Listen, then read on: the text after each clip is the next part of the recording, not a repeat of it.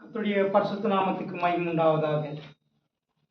இந்த நாளை தேவன் நமக்கு கிருபையாய் தந்தபடினால் சோத்திரம் பண்ணுவோம். சோத்திரம் சோத்திரம் சோத்திரம் சோத்திரம் சோத்திரம் சோத்திரம் சோத்திரம். கடைசி நாட்களிலும் கூட கர்த்தருடைய வருகை அதி சீக்கிரமாக இருக்கிறபடினால் உலகம் அழிவுக்கு நேராய் கடந்து போய் கொண்டிருக்கிறது. தேவனுடைய கோபமும் நியாய தீர்ப்பும் அவர் தண்டிக்கிறதான நாட்களாக இருக்கிறது. அந்த தண்டனைக்கு நாம் ஆளாகாதபடி ஜனங்கள் மனம் திரும்பி இயேசுவை ஏற்றுக்கொண்டு பரலோகராஜ்யம் கட்டப்பட்டு கொண்டிருக்கிறது. சீக்கிரம் இயேசு வரப்போகிறார். அவரை சந்திக்க நம்மை தகுதிப்படுத்தும்படியாய் சோத்திரம் பண்ணுவோம்.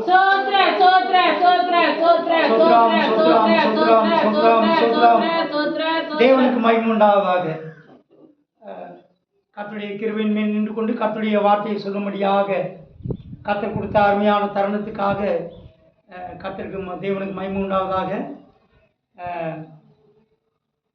வேதவசன தியான பகுதியாக இன்றைக்கு நாம் பார்க்க போகிற பகுதி, நீங்கள் என்னை தெரிந்து கொள்ளவில்லை, நான் உங்களை தெரிந்து கொண்டேன். எதை தெரிந்து கொள்ளப் போகிறோம்? நாம் எதை தெரிந்து கொள்ளப் போகிறோம்?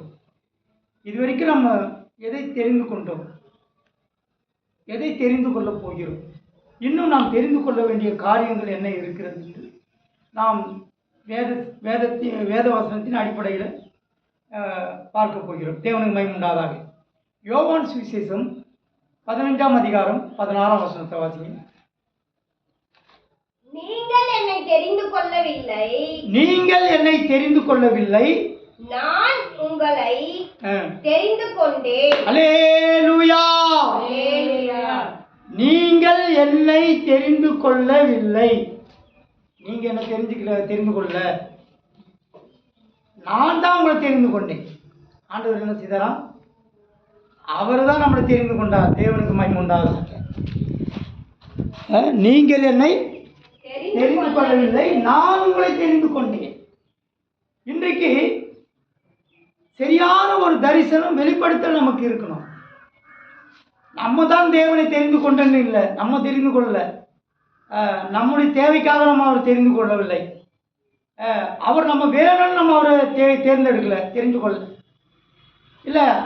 அவர் நம்மளை தேடி வந்தார், நாம் அவரை தேடி வரல, அவரே நம்மளை தேடி வந்தார். சர்வ வல்லமுள்ளதான தேவன், எல்லாவற்றையும் படைத்தவர், விண்ணுலகத்தை விட்டு மண்ணுலகத்தில் மனுக்குலத்தை ரட்சிக்கும்படியாக, தெரிந்து கொள்ளும்படியாக, பாவத்திலிருந்து மீட்கும்படியாக, சமாதானத்தை தரும்படியாக, விடுதலையை தரும்படியாக, வியாதியிலிருந்து சுகமாக்கும்படியாக, மன அமைதியை தரும்படியாக, உன் பிரச்சனையெல்லாம் தீர்க்கும்படியாக ஆண்டவர் உன்னை தேடி வந்தார், உன்னை தெரிந்து கொண்டார். அவருடைய தெரிந்து கொள்ளுதல் எவ்வளவு பெரிய விஷயமா இருக்கு பாருங்க. மனிதனை ரட்சிக்கும்படியாக, மனுகுலத்தை ரட்சிக்கும்படியாக, உலக பாவத்திலிருந்து மீட்கும்படியாக இயேசு இந்த உலகத்திலே தேடி வந்து உன்னை தெரிந்து கொண்டார்.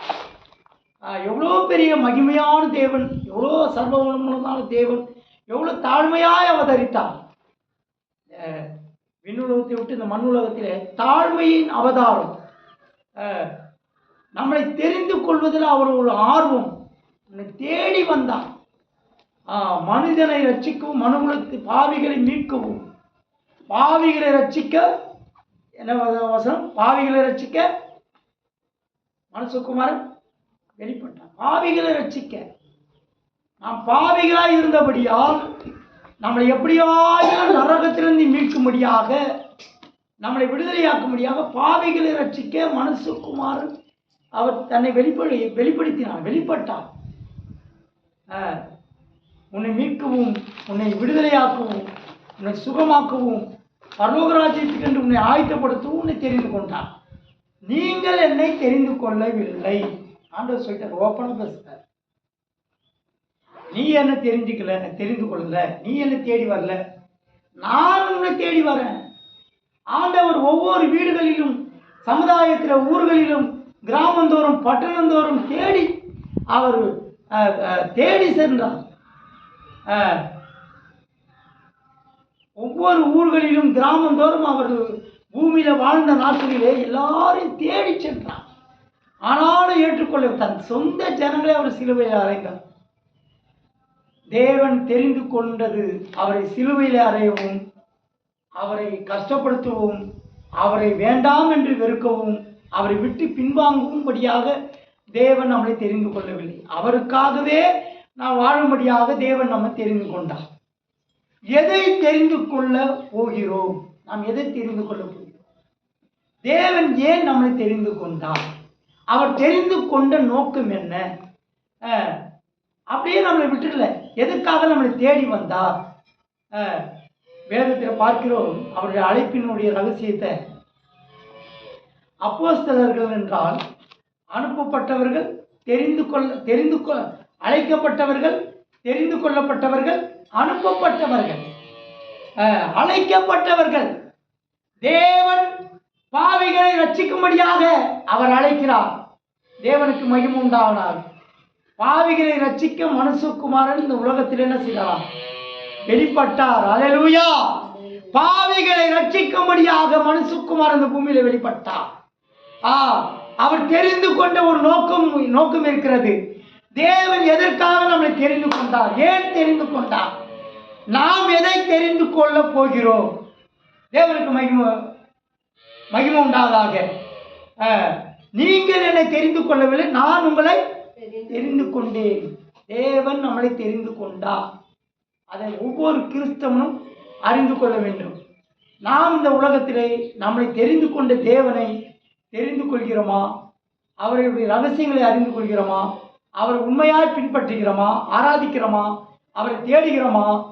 இல்லை அவர் தெரிந்து கொண்டு நம்மை தேடி வந்து நம்மை தெரிந்து கொண்டவரை நாம் அலட்சியப்படுத்தி, அவமதித்து, தேவனை துக்கப்படுத்தி நாம் வாழ்ந்து கொண்டிருக்கிறோமா? எல்லாருக்கும் அந்த அழைப்பு கிடையாது. நாம் அழைக்கப்பட்டவர்கள், தெரிந்து கொள்ளப்பட்டவர்கள், அனுப்பப்பட்டவர்கள். இந்த கிறிஸ்துவ வாழ்க்கை சாதாரண வாழ்க்கை அல்ல. தேவனுக்கு மகிமை உண்டாவதாக. எதை தெரிந்து கொள்ள போகிறோம்? 2 சாமுவேல் புஸ்தகம் 24ஆம் அதிகாரம் 12ஆம் வசனம் வாசிப்போம். நீ தாவீதினிடத்தில் போய் 3 காரியங்களை உனக்கு முன்பாக வைக்கிறேன். நீ தாவீதினிடத்தில் போய் 3 காரியங்களை உனக்கு முன்பாக வைக்கிறேன். அவைகளில் ஒரு காரியத்தை தெரிந்து கொள். அவைகளிலே ஒரு காரியத்தை தெரிந்து கொள். 3 காரியத்தை வைக்கிறாரு. ஆனா நீ ஒரு காரியத்தை தெரிந்து கொள். அப்ப தேவன் நம்மளை தெரிந்து கொண்ட நோக்கமே, வாசிங்க, தெரிந்து கொள். அதை நான் உனக்கு செய்வேன். அதை நான் உனக்கு செய்வேன் என்று கர்த்தர் உரைக்கிறார் என்று சொல் என்றார். அப்படியே காத் தாவீதினிடத்தில் வந்து அவனை நோக்கி, உம்முடைய தேசத்திலே 7 வருஷம் பஞ்சம் வர 2 சாமுவேல் 24:12. அதோடு முடிஞ்சு கர்த்தர் உரைக்கிறார். 3 காரியத்தை தேவன் அவர் வைக்கிறாராம். அந்த தேசத்தில் பஞ்சம் உண்டாயிற்று. அதுல 3 காரியம். என்னென்ன காரியம்? அப்படியே காத் தாவீதினிடத்தில் வந்து அவனை நோக்கி, உம்முடைய தேசத்திலே 7 வருஷம் பஞ்சம் வர வேண்டுமோ, அல்லது 3 மாதம் உம்முடைய சத்துருக்கள் உம்மை பின்தொடர நீ அவர்களுக்கு முன்பாக ஓடி போக வேண்டுமோ, அல்லது உம்முடைய தேசத்திலே 3 நாள் கொள்ளை நோய் உண்டாக வேண்டுமோ? இப்பொழுதும் என்னை அனுப்பினவருக்கு நான் என்ன மறு உத்தரவு கொண்டு போக வேண்டும் என்பதை நீர் யோசித்து பாரும் என்று சொன்னார். கொள்ளை நோய் உண்டாக வேண்டுமோ? தேவன் தெரிந்து கொண்டது ஜீவன். ஜீவனை தெரிந்து கொள்ளும். ஒன்று மரணம், ஒன்று ஜீவன். கொள்ளை நோய் உண்டாக வேண்டுமோ? நீ மறிக்க வேண்டுமோ? நான் தண்டிக்க வேண்டுமோ? நாம் ஜீவனை தெரிந்து கொள்ள வேண்டும். அங்க 3 காரியத்தை ஆண்டவர் வைக்கிறார். 7 வருஷம் பஞ்சம், அல்லது 3 மாதம் உன்னுடைய சத்துரு கையில வந்து உன்னை 7 வருஷம் பஞ்சம், 3 மாதம் சத்துரு கையில் ஒப்பு கொடுக்கிறது. உன்னை பின்தொடர அப்போ 3 காரியங்கள் தேவனுக்கு மகிமை உண்டாகும். கொள்ளை நோய். அப்போ ஜீவன். இப்போ இதை நீ எதை தெரிந்து கொள்ள போகிறான்? தேவனை தெரிந்து கொண்டால் அவைகள் எல்லாவற்றிலிருந்து தேவன் மீட்கக்கூடியவராக இருக்கிறார். தேவனை தெரிந்து கொள்வது எதை தெரிந்து கொள்ள போகிறோம்? பஞ்சமா, கொள்ளை நோயா, தேவன் நியாயம் தீர்க்கணுமா? எதை தெரிந்து கொள்ள போகிறான்? நான் எதை சொல்லணும் அன்னு கேட்குறேன். ஆதியாகமம் 2ஆம் அதிகாரம் 16ஆம் வசனம் 17ஆம் வசனம் வாசிங்க.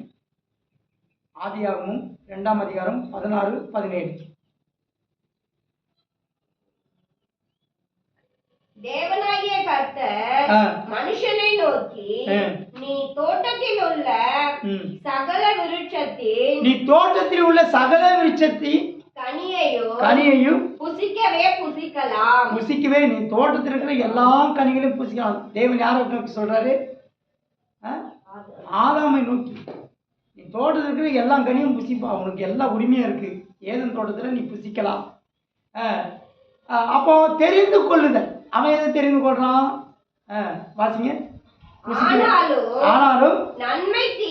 ஆனாலும் நன்மை தீமை அறியத்தக்க கனியை, நன்மை தீமை அறியத்தக்க விருட்சத்தின் கனியை புசிக்க வேண்டாம். உனக்கு நீ எதை தெரிந்து கொள்ள போகிற? நீ தோட்டத்தில் எல்லா கனியும் புசி, உனக்கு ஃபுல் அனுமதி. ஆண்டவர் சொல்றாரு, நீ எல்லாத்தையும் புசி, நல்லா சாப்பிட்டு நல்லா சுகமா இருக்கு, ஆரோக்கியமா இருக்கு. ஆனா நன்மை தீமை அறியத்தக்க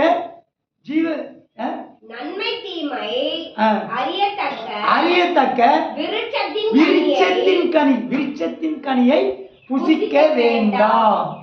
நன்மையும் தீமையும், இது நன்மை இது தீமை, அது ஆண்டவர். நன்மை தீமையை படைத்ததே ஆண்டவர் தான். இன்னைக்கு அதை புசித்ததுனால நன்மை செய்வதை விட்டு எல்லாம் தீமை தான் செய்கிறோம், தீமையை தான் விதைக்கிறார்கள். முதல் தவறே ஆதாம் ஏவாள்கிட்ட தாங்க. ஆண்டவர் வேண்டான்னு சொல்றது வேணும்னு தெரிந்து கொள்கிறார்கள். எது வேணாம், அங்கே போக வேண்டாம், இதை செய்ய வேண்டாம், இல்லை நாங்கள் அப்படிதான் வாழ்வோம், இப்படிதான் செய்வோம், எங்கள் விருப்பம் போல தான் வாழ்வோம். நம்ம எதை தெரிந்து கொள்கிறோம்? ஜீவனை தெரிந்து கொள்கிறோமா? 16ஆம் வசனம் முடியும். 17ஆம் வசனம் வாசி. ஆனாலும் நன்மை தீமை 16, 17 தானே? 16, 17. ஆனாலும் 16 இருந்து தேவனாகிய கர்த்தர் மனுஷனை நோக்கி, நீ தோட்டத்தில் உள்ள சகல விருட்சத்தின் கனியையும் புசிக்கவே புசிக்கலாம். ஆனாலும் நன்மை தீமை அறியத்தக்க விருட்சத்தின் கனியை புசிக்க வேண்டாம். அதை நீ புசிக்கும் நாளில் 17. அதை நீ புசிக்கும் நாளில் சாகவே சாவாய். ஏன் புசிக்க வேணான்றாரு? நீ அதை புசிக்கும் நாளில் சாகவே சாவாய் என்று கட்டளையிட்டார், கட்டளை கொடுத்தார். நீ புசித்தா சாவ. அப்போ நன்மை தீமை அறியத்தக்க கனி, இன்னொரு கனி ஜீவ விருட்சத்தின் கனி. அப்போ ஜீவ விருட்சத்தின் கனியை புசிக்கலாம், எல்லா கனிகளையும் புசிக்கலாம். ஆனால் நன்மை தீமை அறியத்தக்க விருட்சத்தின் கனியை புசிக்க வேண்டாம். அதை புசிக்க நாளிலே நீ சாகவே சாவார். அப்போ தேவன் கொடுத்த கட்டளையை மீறுகிறான். அவன் மரணத்தை, சாவை தெரிந்து கொண்டான், மரணத்தை தெரிந்து கொள்கிறான், பாவத்தை தெரிந்து கொள்கிறான், கீழ்ப்படியாமையை தெரிந்து கொள்கிறான், விருப்பம் போல வாழ தெரிந்து கொள்கிறான்.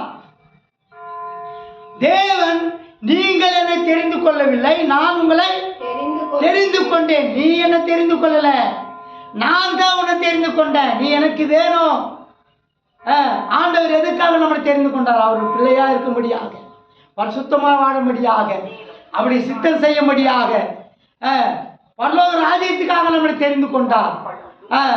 தேவனுடைய பிள்ளையா இருக்கும்படியாக தெரிந்து கொண்டார். நம்மளை உயர்ந்த ஸ்தானத்தில் வைக்கும்படியாக தெரிந்து கொண்டார். பாவத்திலிருந்து மீட்கும்படியாக நம்மளை தெரிந்து கொண்டார். அவருக்கு பிரியமாக வாழும்படியாக தெரிந்து கொண்டார். நன்மை செய்யும்படியாக நம்மளை தெரிந்து கொண்டார். தீமையும் உலகத்தையும் சிற்றின்பங்களையும் வெறுக்கும்படியாக நம்மளை தெரிந்து கொண்டார். நம்ம என்ன செய்கிறோம்? தேவன் தெரிந்து கொண்டதன் நோக்கத்துக்கு மாறாக மனசும் மாமிசும் விரும்புகிறது போல வாழ்வதை தெரிந்து கொள்கிறோம். தேவனை மனிதனை படைத்ததுக்காக மனஸ்தாபப்படுகிறேன் என்று ஆதியாகமம் 6 இதில் சொல்றாரு. மனிதனை படைத்ததுனால மனஸ்தாபப்படுறேன். உன்னை தெரிந்து கொண்டதுனால, உன்னை படைத்ததுனால, நம் கீழ்ப்படியாமையினால தேவனுடைய கட்டளையை மீறினதுனால, பாவத்தை துணிகரமாய் செய்கிறதுனால, தேவனை சரியான விதத்தில் ஆராதிக்கிறதுல, தேவனுக்காக வாழும்படியாக நம்மளை தெரிந்து கொண்டார். பரிசுத்தமாய் வாழும்படியாக நம்மளை தெரிந்து கொண்டார். நாம் மனசும் மாமிசமும் விரும்புகிறது போல வாழ்கிறோம், இஷ்டம் போல வாழ்கிறோம். தேவன் நம்மளை இஷ்டம் போல வாழ தெரிந்து கொள்ள ஒரு கட்டுப்பாடு, ஒரு கண்ட்ரோல், ஒரு ஒழுக்கம் இருக்கிறது. இப்படி தான் வாழ வேண்டும் என்று தேவன் நம்மளை தெரிந்து கொண்டார். நம்ம தெரிந்து கொண்ட நோக்கத்துக்கு மாறாக நாம் வாழ்ந்து கொண்டிருக்கிறோம். தேவன் மனசு விரும்புறது போல நாம் தெரிந்து கொண்ட நோக்கம் என்ன? மரணத்தையா ஜீவனையா? எதை தெரிந்து கொள்ள போகிறோம்? தேவன் எதற்காக நம்மளை தெரிந்து கொண்டார்? ஜீவனை அடையும்படியாகவா? இல்லை பாவத்தை தெரிந்து கொண்டு சமுதாயத்திலே பாவிகளோடு கலந்து மன விருப்பம் போல வாழ்ந்து கொள்வதை தெரிந்து கொள்கிறோமா? விருப்பம் போல வாழப்படியாய் தெரிந்து கொள்கிறோமா? நம்ம இஷ்டம் போல இருக்கும்படியாக தெரிந்து கொள்கிறோமா?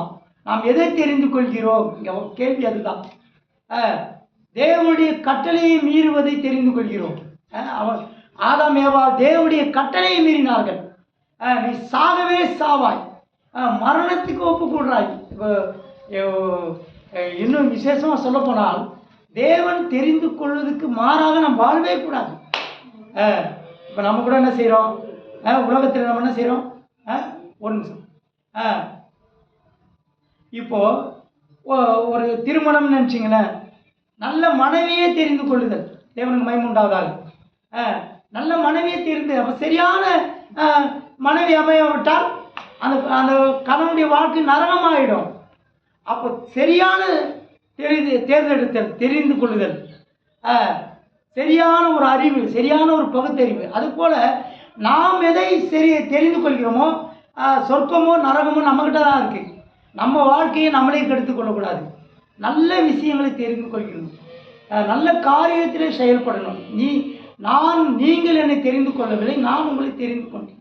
தேவன் தெரிந்து கொண்ட நோக்கம் அவருக்காகவே வாழும்படியாக, அவருக்காக அர்ப்பணிக்கும்படியாக, அவருடைய ஊழியத்தை செய்யும்படியாக, தேவனுக்கு பிரியமாக இருக்கும்படியாக, பரிசுத்தமாக வாழும்படியாக, உலகத்தை வெறுத்து தேவனுக்காகவே தன்னை அர்ப்பணிக்கும்படியாக தேவன் தெரிந்து கொண்டார். தேவன் தெரிந்து கொள்வதை நம் மீறி வாழவே கூடாது. அது நமக்கு என்ன ஆகிடும்? நரக வேதனையாகிடும். இப்போ குடும்ப வாழ்க்கையில் சரியாக மனைவி தெரிந்து கொண்டால் அவன் வாழ்க்கையே நரகமாகிடும், வேதனையான வாழ்க்கையாகிடும், வேண்டா வெறுப்பாயிடும், மனம் உடைந்து போவார்கள், வெறுத்து விடுவார்கள். அதுபோல் நம்ம தெரிந்து கொள்கிற காரியங்கள் தூய்மையான காரியங்களால் நல்ல விஷயங்களை நாம் தெரிந்து கொள்ள வேண்டும். தவறான விஷயங்களை நாம் என்ன செய்யக்கூடாது? சொன்னால் கூட அதை எனக்கு அதை தெரிந்து கொள்ள எனக்கு விருப்பம் இல்லை. இது உங்களுக்கு தெரியுமா? சிலர் கேட்பாங்க, இந்த விஷயம் உங்களுக்கு தெரியுமா? இதை நீங்கள் கேள்விப்பட்டீங்கன்னா, நான் ஏன் அதை கேள்விப்படணும்? நான் ஏன் அதை தெரிஞ்சுக்கணும்? அதை தெரிஞ்சு நான் என்ன பண்ண போகிறேன்? ஒரு காரியத்தை தெரிந்து கொண்டது காரணம் என்ன? நோக்கம் என்ன? அதை பின்பற்றுவது தானே. அப்படி தானே? ஒரு காரியத்தை நம்ம எதுக்கு தெரிந்து கொள்கிறோம்? அதை தெரிந்து கொண்டு அதன்படியே நடக்கிறது. இப்போது குடிகாரன் எடுத்துங்களேன், அவன் பழக்கம் இல்லாத வரைக்கும் பிரச்சனை இல்லை. குடினா என்ன? குடிகாரன்கிட்ட பழகி அவன் ஒரு குடிகாரனை தெரிந்து கொண்டு அவனை தேர்ந்தெடுக்கும் போது அவன் மதுவை எங்கே விற்கிறாங்களோ அதை தெரிந்து கொள்வான்.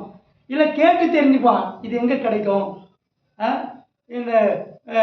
இது எங்கே கிடைக்கும், இந்த சிகரெட் எங்கே கிடைக்கும், இந்த போதைப் பொருள் எங்கே கிடைக்கும், அதை கேட்டு தெரிஞ்சுக்குவான். அப்போது நம்ம தவறான நபரை தெரிந்து கொள்ளும் பொழுது எல்லா தவறான பாவ காரியங்களெல்லாம் ஒன்றுனா கேட்டு கேட்டு தெரிஞ்சு அந்த பாவத்திலே விழுந்து போகும். அப்போ நம்ம தெரிந்து கொள்ளுதல் எதை தெரிந்து கொள்ள போகிறோம்? நாம் எதை தெரிந்து கொள்கிறோம்? பரிசுத்தமான ஒரு ஜீவியம் செய்கிற உனக்காக மரித்த இயேசுவை, உன்னை தேடி வந்த இயேசுவை தெரிந்து கொள்ள போகிறோமா? நீங்கள் என்னை தெரிந்து கொள்ளவில்லை, நான் உங்களை தெரிந்து கொண்டேன் என்று யோவான் 15:14 சொல்றார். ஆண்டவர் தான் நம்மளை தெரிந்து கொண்டார். அவருக்காக வாழும்படியாகத்தான் தெரிந்து கொண்டார். அதற்காகத்தான் நம்மளை தேடி வந்தார். அப்போ நாம் உலகத்திலே நம்ம எதை தெரிந்து கொள்ள விரும்புகிறோம்? சினிமா இந்த பாவத்தில் தெரியாமல் போய் யாரும் எழுத்துற தெரிஞ்சு தான் சரி. உலகத்தில் சொல்லுவாங்க, தெரியாமல் செய்த கூட என்ன செய்வாங்க? தெரியாமல் செய்த கூட தெரியாமல் செய்தா விட்டுருப்பா, மன்னிச்சிருவோம். ஆனால் இது தப்பு தான் தெரிஞ்சு செய்யணும்னு செய்ய மாட்டாங்க, மன்னிக்கவும் மாட்டாங்க. இப்போ உலகத்தில் ஒரு கணவனுக்கு ஒரு மனைவி துரோகம் பண்ணுறான்னு வச்சுக்கோ, நான் கணவனை விட்டு வேற ஒருத்தரோட தொடர்பு சொல்கிறேன், அது தவறுன்னு தெரியும். அப்போ தவறான அன்பு, தவறான உறவு. அப்போ அதை தெரிஞ்சு செய்யும் போது என்ன செய்கிறாங்க? சமுதாயமே ஏற்றுக்கொள்ளாது, அந்த குடும்பமே ஏற்றுக்கொள்ளாது, உலகமே ஏற்றுக்கொள்ளாது, கணவனை ஏற்றுக்கொள்ள மாட்டான். புரியுதுனாவே இதை நான் சொல்கிறேன். அப்போ தெரியாமல் இதை தெரியாமல் செய்துட்டாங்கன்னா பரவாயில்ல. சிலர்லாம் கணவன் இறந்துருவாங்க, தவறான வழிகளில் போயிடுறாங்க. அதுவும் தவறு தான், உழைச்சி சம்பாதிக்கலாம். தெரிந்து இது தவறு, இது பாவம் என்று தெரிந்து செய்தாக்கா அதை ஏற்றுக்கொள்ளவே மாட்டார்கள். இதுதான் தேவனுடைய செயல். புரியுதா உங்களுக்கு? தெரியாமல் செய்தாலும் ஆண்டவர் மன்னிப்பார். ஆண்டவருக்காக நம்ம இப்படி தான் வாழணும், ஒழுக்கமாக வாழணும், பரிசுத்தமாக வாழணும், பைபிள் வாசிக்கணும், ஜெபம் பண்ணணும், ஆண்டவரை ஆராதிக்கணும். ஏசப்பா தவிர வேறு வழியே கிடையாது உலகத்தில். அதை தவிர நம்ம வேறு தெரியும், அதை தவிர நமக்கு வேறு என்ன தெரியும்? பரலோகம் தான் நமக்கு என்ன தெரியும், நரகம் பரலோகம்னு தெரியும்.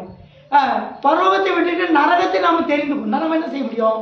இப்போ பாவத்தை தெரிந்து ஒவ்வொரு பாவத்தையும் கேட்டு தெரிஞ்சுக்கிட்டு, பழகி தெரிஞ்சுக்கிட்டு, அதை அனுபவித்து பார்த்தா தான் என்ன. அப்போ நம்ம எதை தெரிந்து கொள்கிறோம்? அப்போது நம்ம அதை அனுபவித்து பார்க்கலாம். அதனுடைய முடிவு நரகமாக இருக்கணும். பாவம் செய்கிற ஆத்மா சாவும், பாவத்தின் சம்பளம் மரணம். உன்னை ஆண்டவர் பரலோகத்துக்காகத்தான் அழைத்தார், இயேசுக்காகத்தான் நம்ம வாழணும். நம்ம ஞானஸ்தானம் எடுத்துட்டு நம்ம என்ன செய்துட்டோம்? பாவத்துக்கு மறிச்சுட்டோம். தெரியுமா தெரியாதா? ஆமாம்மா, இயேசு நமக்காக மறித்தார், பாவத்துக்காக, நம்ம பாவத்துக்காக அவர் மறிச்சிட்டார். பாவத்திலேருந்து மீட்டு எடுத்துட்டார், நமக்கு நல்லா தெரியும். அப்போ நம்ம மறுபடியும் பாவம் செய்யலாமா? கீழ்ப்படியாமல் கட்டளையை மீறலாமா? கீழ்ப்படியாமையை காட்டலாமா? அப்படின்னு சொல்ல, நன்மை தீமை அறியத்தக்க விருட்சத்தின் கனியை புசிக்க வேண்டாம் என்று ஆண்டவர் கட்டளையிடுறாரு. கட்டளையை மீறி அவங்க செய்கிறாங்க. அதனுடைய முடிவு என்ன வருது? நீ சாகவே சாவாய். அதனால தண்டிக்கிறார். உனக்கு நல்லா தெரியும். ஆனால் தெரிஞ்சு நம்ம தப்பு செய்யும் போது நம்ம மரணத்துக்கு அவங்க ஒப்பு கொடுக்குறாரு. அங்கே தெரிஞ்சு செய்த ஆண்டவரே மன்னிக்க மாட்டாரு. அப்படிங்கிற அவங்க அந்த கனியை புசித்து சாப்பிட்ட உடனே மரணத்துக்கு ஒப்பு கொடுக்குறார். நீ கஷ்டப்படுவ, வேர்வை சிந்துவ, உழைப்ப, நீ வேதனையோடு பிள்ளை பெறுவ. அது எவ்வளோ பெரிய சாபத்துக்கு ஆளாகிறான். இன்னைக்கு நம்ம சாபத்துக்கும் மரணத்துக்கும் தேவனுடைய தண்டனைக்கு ஆளாகிட்டு, ஐயோ என்ன ஆண்டவர் தண்டிச்சிட்டாருன்றார். அப்படி கிடையாது. தேவனுடைய கட்டளையை மீறினாலே உனக்கு தண்டனை தான். ஆண்டவர் தெரிஞ்சு செய்கிற தவறுக்கு என்ன செய்யல அவர் பாதபட்சம் பார்க்கறதே கிடையாது. தண்டனைக்கு தீர்ப்பு தண்டனை தான், நியாய தீர்ப்பு தான். ஏதாவது கஷ்டப்படுறதுக்கு காரணம் நம்ம செய்கிற தவறு தான். இது செய்யக்கூடாது, ஆண்டவருக்காக பரிசுத்தமாக வாழணும், இந்த கனியை புசிக்கக்கூடாது, இதை புசித்தா சாவாய். அது தேவனுடைய கட்டளை. தேவனுடைய கட்டளை பிரமாணங்கள் ஒழுங்குகளை நாம் தெரிஞ்சே துணிகரமாய் செய்வோம் என்றால் தேவன் என்ன செய்ய மாட்டார்? தெரியாமல் செய்தால் கூட மன்னிப்பு இருக்குது, தெரிஞ்சு செய்கிறதுக்கு மன்னிப்பே கிடையாது. அது யாராக இருந்தாலும் சரி. கிறிஸ்துவ வாழ்க்கையில், ஆவிக்குரிய ஜீவியத்தில், ஆவிக்குரிய வாழ்க்கை, கிறிஸ்துவ வாழ்க்கை ஆவிக்குரிய வாழ்க்கை, பரிசுத்தமான வாழ்க்கை, பாவத்திலிருந்து மீட்கப்பட்ட வாழ்க்கை. இயேசு தான் உன்னை மீட்டான். இயேசு மாத்திரம்தான் நமக்கு. இந்த உலகம் நமக்கு பாத்திரம் அல்ல. இந்த உலகம் இது நிலையானதல்ல. இந்த உலகம் அழிவுக்காக வைக்கப்பட்டிருக்கிறது. நீ தேவனுடைய பிள்ளை, நீ உன் சரீரம் பரிசுத்தமானது. உன்னை கர்த்தர், நீ ஞானஸ்தானம் எடுக்கும்போது நீ பாவத்துக்கு மறிச்சிட்ட. மீண்டும் அந்த தவறு கீழ்ப்படியாமை கட்டளை மீறுவது துணிகரமான பாவம் செய்வது நம்ம தெரிஞ்சும் துணிகரமாக செய்வோம் என்றால் நாம் பாவத்துக்கு மறுபடியும் நம்ம பாவம் செய்கிறதா இருப்போம். நாம் தெரிஞ்சு நம்ம எதுவுமே செய்யக்கூடாது. இது தெரிந்தால் அதை விட்டு நம்ம என்ன செய்யணும்? ஐயோ, தேவனுக்கு விரோதமான பாவம், தேவனுக்கு விரோதமான செயல், இது தவறு, இன்னும் அதை நம்ம விட்டு விலகி வரணும். தவறான நண்பர்களை விட்டு விலகி வரணும், உலகத்தாரை விட்டு விலகி வரணும், சமுதாயத்தை விட்டு விலகி வரணும். தேவன் வைத்திருக்கிற ஒழுங்கு பிரமாணங்களை நாம் கடைபிடித்தே ஆக வேண்டும். கிறிஸ்தவ வாழ்க்கை என்பது சும்மா சாதாரணமான வாழ்க்கை இல்லையா? சும்மா சாதாரணமாக ஒரு பொருள் கிடைச்சிருமா? ஒன்றுமே இல்லை. நீ வீட்டில் சும்மா இருந்தால் உனக்கு ஒரு 1000 ரூபா கிடைக்குமா? தம்பி கூட வந்து ஒர்க் பண்ணாரு, வேலை முடிச்சுன்னு ஒரு 500 ரூபா கொடுத்தேன். அப்போ சும்மா கொடுப்பேனா? அப்போ ஒரு உழைத்து பிரயாசப்பட்டால் தான் பலன் கிடைக்கும். அப்போ பரலோக ராஜ்யத்துக்கு நம்ம போனோம்னா தேவன் எதற்கு தெரிந்து கொண்டாரோ அதை நம்ம எதை தெரிந்து கொள்ள வேண்டும், எதை தெரிந்து கொள்ளக்கூடாது. தெரிந்து கொள்ள வேண்டிய விஷயத்தை மட்டும் தான் தெரிந்து கொள்ளணும். தெரிந்து கொள்ளாத விஷயத்தை நம்ம அவசியமே கிடையாது, அது நமக்கு தேவையே இல்லை. உலகத்தை அதை பற்றி அவன் எப்படி வாழறான், எவன் எப்படி வாழ்ந்தான் நமக்கு என்ன, அவன் சரியில்லை, அவன் கிறிஸ்தவனாக இருக்கிறான். இன்னைக்கு அப்படிப்பட்ட ஒரு காரியங்களை நம்ம தெரிந்து கொள்ள வேண்டிய அவசியம் இல்லை. நம்ம சரியாய் ஆண்டவருக்கு முன்பாக ஒழுக்கமாக வாழ்ந்து, பரிசுத்தமாக வாழ்ந்து, தேவன் தெரிந்து கொண்ட நோக்கத்துக்கு பிரகாரமாக வாழ்ந்து அவருடைய ராஜ்யத்துக்கு போவது நம்ம தகுதியானால் போதும். நீ எதை தெரிந்து கொண்டான்? கர்த்தர் உன்னை எதற்காக தெரிந்து கொண்டான்? பாருங்க, சாகவே சாகும். இங்கே பாருங்க, அப்போது நம்ம ஜீவனை தெரிந்து கொள்கிறோமா, மரணத்தை தெரிந்து கொள்ளுமா? வாசிங்க, ரோமர் 6ஆம் அதிகாரம் 23ஆம் வசனத்தில் வாசிங்க. இது ஜீவனை தெரிந்து கொள்ள வேண்டும் என்றால் ஆண்டவர் நம்மை தெரிந்து கொண்ட நோக்கம் பிரகாரம் நாம் வாழ்ந்தால் நமக்கு ஜீவன் போகாது. நம்ம மரணத்துக்குள்ளாக நாம் வாழ மாட்டோம். வாசிங்க,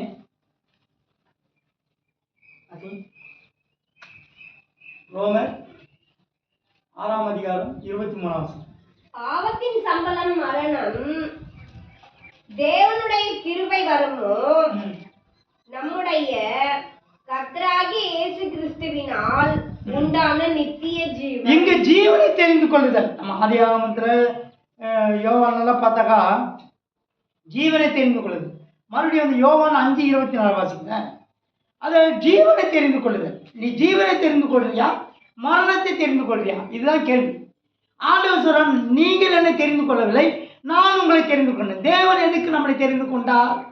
தேவன் தெரிந்து கொண்ட நோக்கம் என்ன? இல்லை, அவர் என்னை எப்படி தெரிந்து கொண்டாலும் நான் யாரும் இல்லை. வாசிங்க.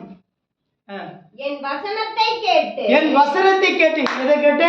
இப்ப நான் பேசுறது என்ன? ஆண்டவருடைய வார்த்தை. வசனம் தான் வார்த்தை. ஏசப்பா தான் சத்தியம். நானே வழியும் சத்தியமும் ஜீவனமாய் இருக்கிறேன். அவரே வழியும் சத்தியமும் ஜீவன். சத்தியம் வசனம் தான் சத்தியம். அந்த சத்தியத்தை நாம் கீழ்ப்படிந்து கேட்கும் போது, அதுக்கு கீழ்ப்படியும் போது, ஒப்பு கொடுக்கும் போது, நானே சத்தியமும், நானே வழியும் சத்தியமும் ஜீவனமாக இருக்கிறேன். அப்போ இயேசுவே வழியாக இருக்கிறார், பரலோகத்தின் வழியாக இருக்கிறார். அப்போ சத்தியத்தை அறிந்தால் தான் நம்ம பரலோகத்துக்கு போக முடியும். அப்போ ஜீவன், அதுதான் ஜீவன். மரித்தவர்கள் மௌனத்திலும் கர்த்தரை துதியார்கள். மரித்தவர்கள், பாவத்தில் மரித்தவர்கள் ஜீவனை அடைய முடியாது. பாவம் இல்லாமல் மரிக்கிறவர்கள் தான் ஜீவனை அடைய முடியும். அப்போ வாசிங்க. என் வசனத்தை கேட்டு என்னை அனுப்பினவரை, யோவான் 5:24 தானே? என்னை அனுப்பினவரை விசுவாசிக்கிறவனுக்கு நித்திய ஜீவன் உண்டு. அல்லேலூயா. மறுபடியும் வாசிங்க. எவ்வளவு அழகான என் வசனத்தை கேட்டு. இப்போ நம்ம வசனத்தை சொல்லும் போது கஷ்டமாக தான் இருக்கும், ஏன்னா இது கடினமானது. இப்போ நல்ல விஷயங்கள் சொன்னால் யாரும் கேட்க மாட்டாங்க, அப்படி தானே? இப்போ தம்பி எங்கெல்லாம் போகாதப்பா, அந்த பசங்களோட சேராதையா, அந்த குடிக்காரங்கிட்ட பழகாதையா, அவன் திருடன், அவன் மோசமானவன், அவன் தப்பான பாதையில் போட்டு, அவன் குடும்பத்து தாய் தகப்பனை மதிக்காதவன், நீ அது கூட பண்ணி, அது நாய், அது கக்கினது துண்ணும், அது கூட சேராத, சவகாசமே வச்சுக்காத. உனக்கு எதுக்கு அந்த இடத்துல உங்கள் வேலை? அங்கெல்லாம் நிற்காத தம்பி, அங்கெல்லாம் போகாதீங்கன்னு சொன்னாக்கா அது கஷ்டமாக தான் இருக்கும். ஆனால் அதை கேட்டு நடந்தால் உன் வாழ்க்கை எப்படி இருக்கும்? சொர்க்கமாக இருக்கும், இல்லைன்னா நரகமாக மாறிடும். அப்போ ஆண்டவருடைய வசனத்தை நம்ம கேட்கணும். இப்போ வசனத்தை இன்னும் கொஞ்ச காலத்தில் வசனம் கேட்கப்படாத பஞ்சகாலம் வரப்போகுது. வசனம் சொல்கிறதுக்கு ஆள் இருக்காது, கேட்கறதுக்கு ஆள் இருக்காது. அப்போ அப்படிப்பட்ட காலத்திலே நம்ம நெருங்கி கொண்டிருக்கிறோம். அப்போது இது பெரிய பாக்கியம். கர்த்தருடைய வார்த்தை வசனன்றது நான் சொல்கிறதுனா நான் எழுதின காவியத்தையா இப்போ இதுவையா நான் சொல்கிறேன் இல்லையே. கர்த்தருடைய வார்த்தையை தான் நம்ம போதிக்கிறோம். கர்த்தருடைய வசனத்தை தான் நம்ம சொல்லுவோம். கர்த்தருடைய ஆவியானவர் என்ன சொன்னாராம்? கர்த்தருடைய ஆவியானவர் சொல்கிற வார்த்தை, பரிசுத்த ஆவியானவர் அவர் நியாய தீர்ப்பை குறித்தும் நீதி குறித்தும் கண்டித்து உணர்த்துவார். அவர் வசனம் நியாய தீர்ப்பை குறித்தும் நீதி குறித்தும் கண்டித்து உணர்த்துக்குது. அது நம்ம உணர்த்தும். அது நமக்கு கஷ்டமாக தான் இருக்கும். வாசிங்க. என் வசனத்தை கேட்டு என்னை அனுப்பினவரை என் வசனத்தை கேட்கணும். அப்போ கேட்டாதான் இயேசு பிதாவாகிய தேவன் குமாரனாகிய இயேசுவை நம்மளை மீட்கும்படியாக நம்மளை தெரிந்து கொள்ளும்படியாக அனுப்பப்பட்டார்.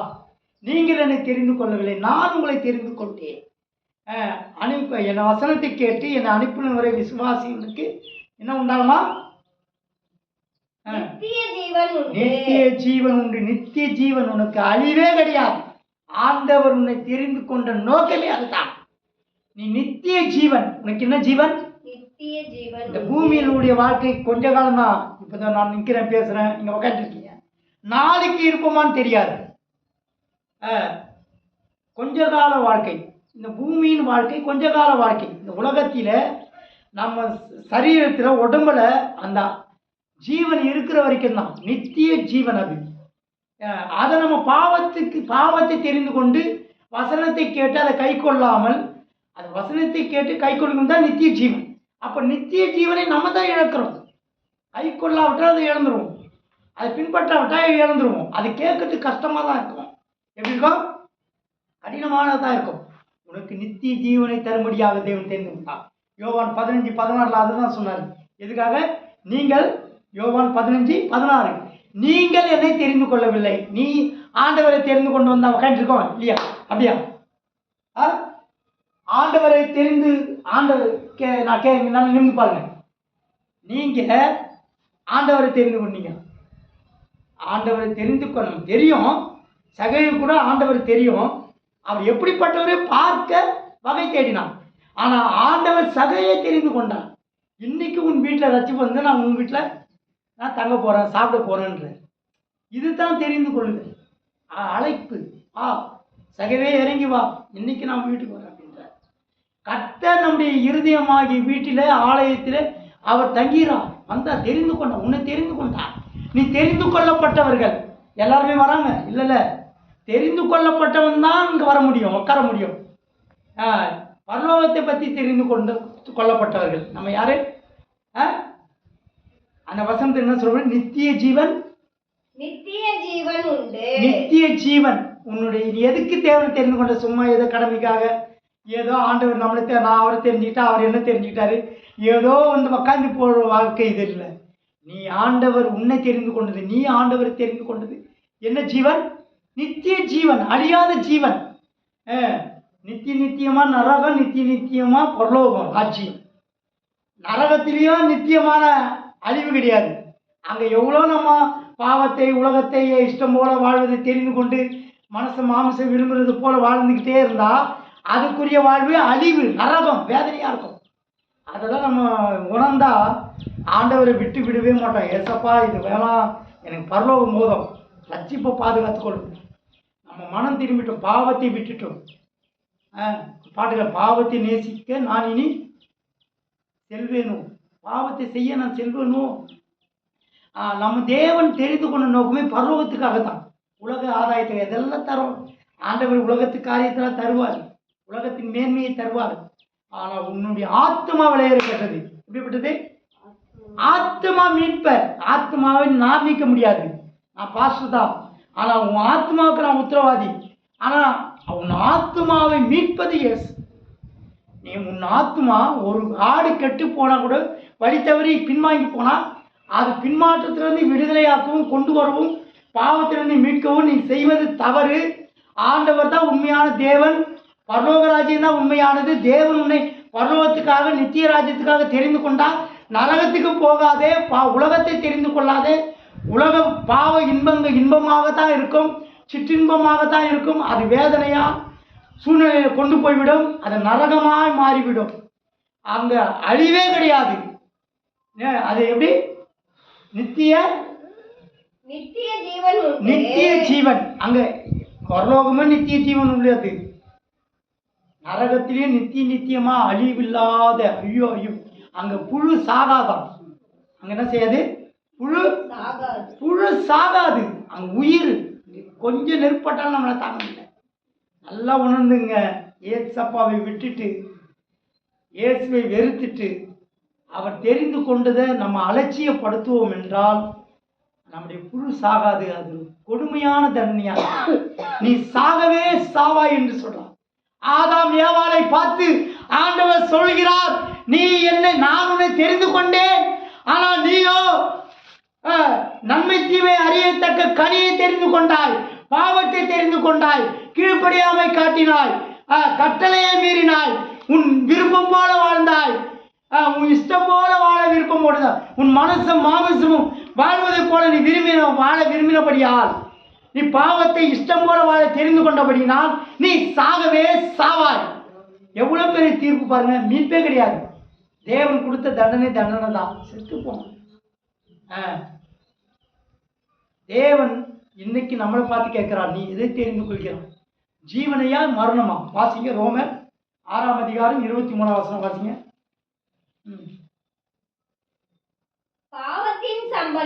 பாவத்தின் சம்பளம். நீ எது தெரிந்து கொள்ள போற?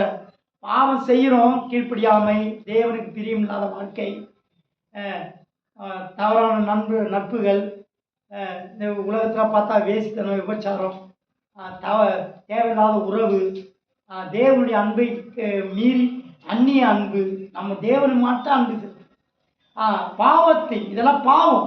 கீழ்ப்படியாமை, கொலை, திருட்டு, பொய், பித்தலாட்டம், இதை போல இதெல்லாம் பாவ வாழ்க்கை. உலக காரியங்கள் எல்லாம் பாவ வாழ்க்கை. பாவத்துக்காக நம்ம வாழ முடியாக அல்ல. நீ எதை தெரிந்து கொள்ள போகிற? நித்திய ஜீவனை தெரிந்து கொள்ளப் போகிறாயா? இல்லை ஆதாம் ஏவாள் ஆரம்பத்தில் கீழ்ப்படியாமை காட்டி மரணத்துக்கு தேவன் ஒப்பு கொடுத்தது போல உன்னை மரணத்துக்கு ஒப்பு கொடுக்க முடியாக தெரிந்து கொள்ளப் போகிறாயா? இப்போ நம்ம தெரிந்து கொள்கிறது தேவனை தான். இப்போ இந்த ஞாயிற்றுக்கிழமைன்றது என்ன நமக்கு நல்லா தெரியும், அப்படி தானே? தெரியாது. ஞாயிற்றுக்கிழமைன்றது என்ன நாள்? ஓய்வு நாள். தெரியும் தானே? அது யாருக்குரிய நாள்? ஓய்வு நாளா?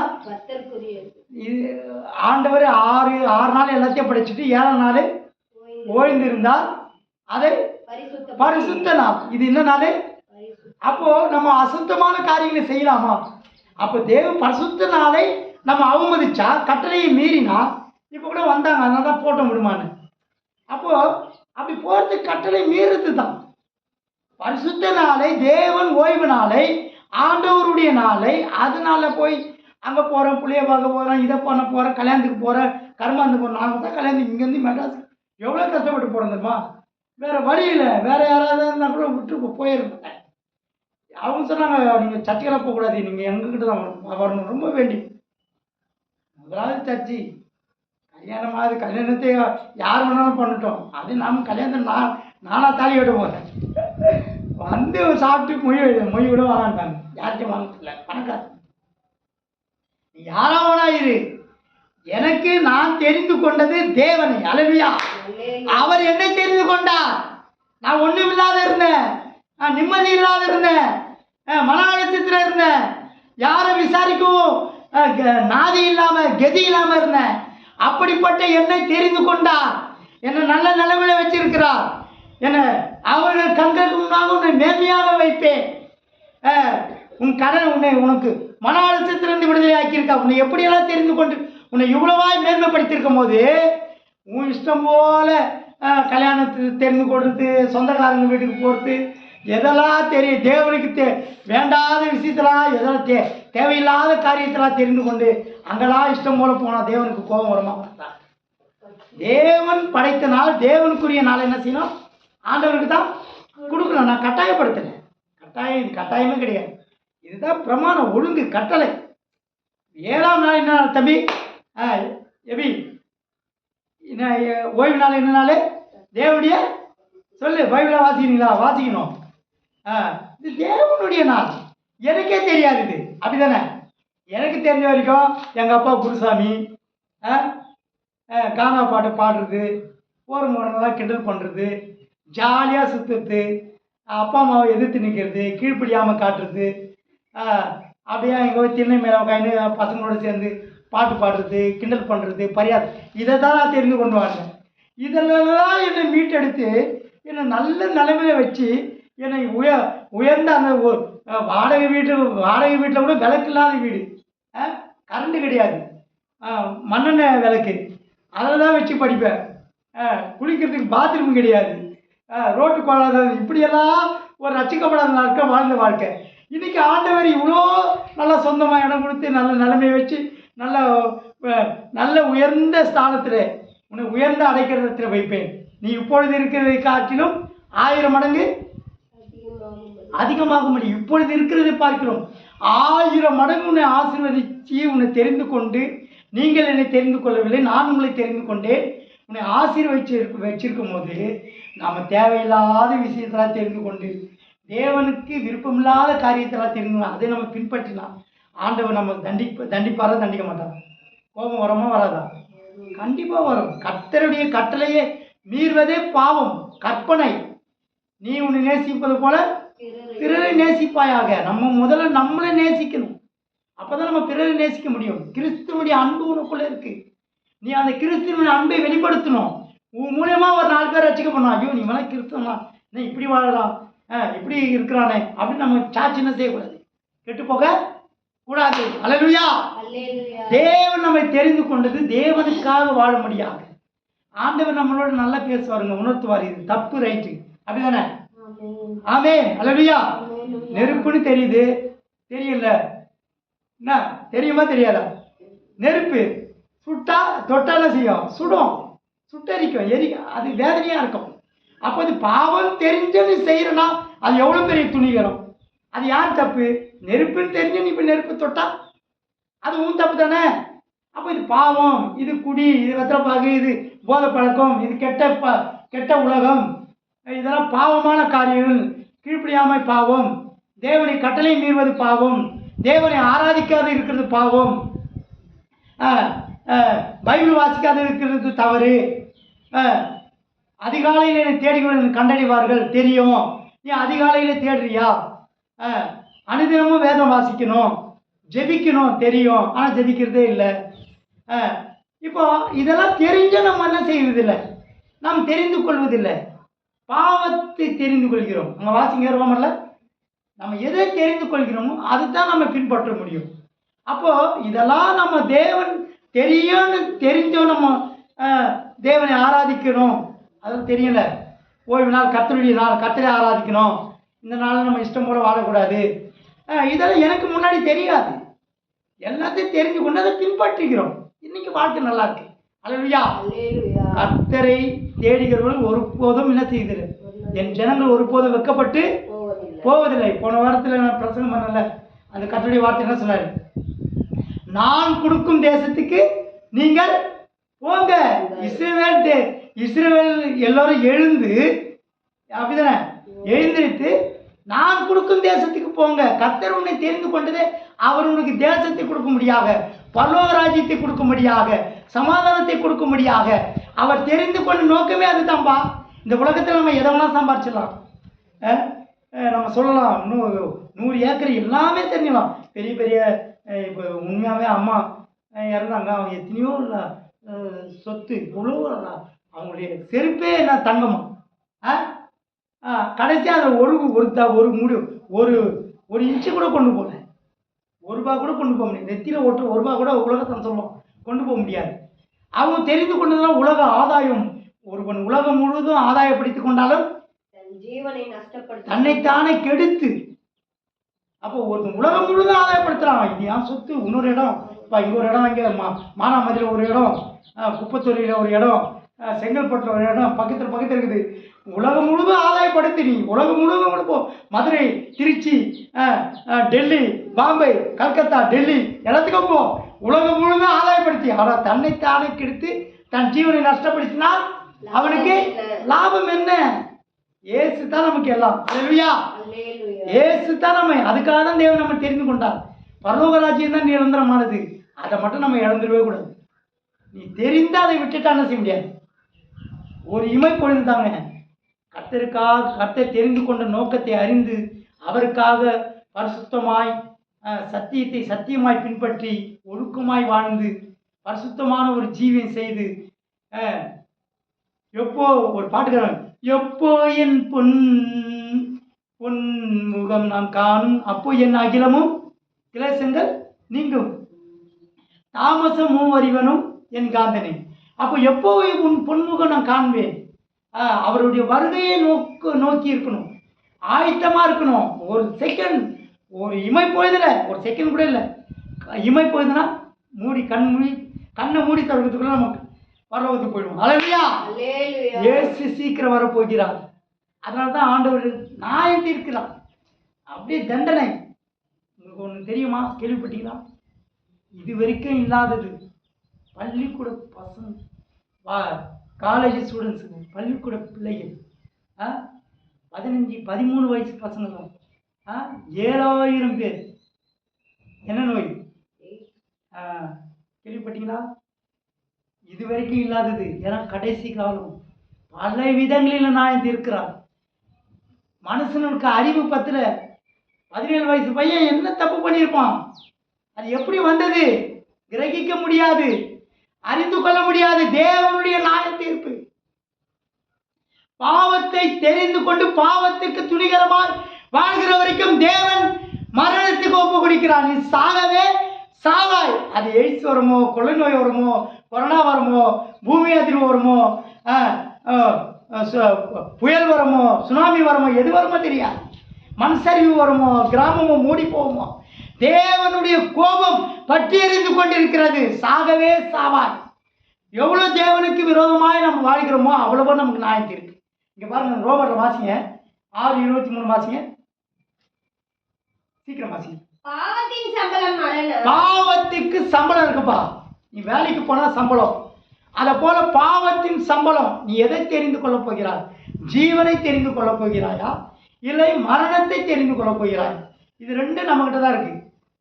இப்போ நம்ம சொல்கிறோம், இப்போ போய் சொன்னால் அங்கே போய் ஏசப்பா படம் போடுறோம், அவங்க தெரியுங்களா? எல்லாம் எங்களுக்கு தெரியும், நீ போடாத எதிர்த்து நிற்க. அவனுக்கு அவ்வளோதான் தெரியும். நம்ம அங்கே எதிர்த்து சண்டை போடாமல் சரிங்க ஐயா ரொம்ப நல்லது. அப்போ ஆண்டவரே ஏற்றுக்கொள்ள ஏசப்பா சொல்கிறாரு, ஒரு பட்டணத்துக்கு போனாக்க உன்னை ஏற்றுக்கொண்டா என்ன செய், நீ அவன் சுவிசேஷத்தை அறிவி. இல்லைனாக்கா உன் காலத்தில் தூசி உதறி விட்டுப்பா. நியாய தீர்ப்பு தான். ஆகையினால தெரிந்து கொள்கிறது என்ன? பாவத்தின் சம்பளம் மரணம்.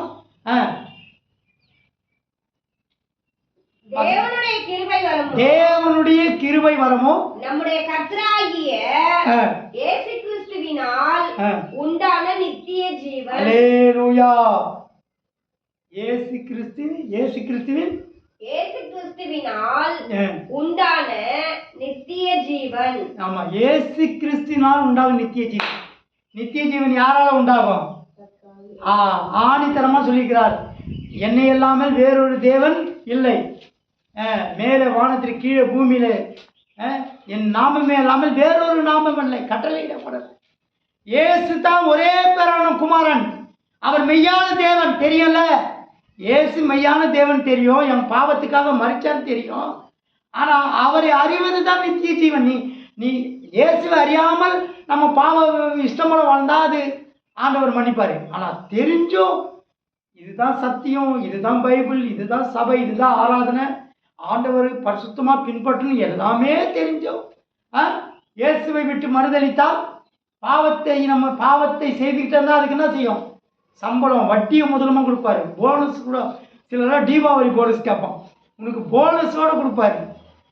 அதுதான் ரொம்ப வேதனை. அப்படியே இழுத்துன்னு போவாங்க, குடிச்சிட்டு ரொம்ப குடிக்க அவங்க போனஸை வட்டி மாத்திர கிட்னி லிவர்லாம் வீக் ஆகி அப்படியே இழுத்துன்னு இருக்கும். அதான் போனஸ். சாதாரண மாறணும் அல்ல, பாவத்தின் சம்பளம் மரணம்.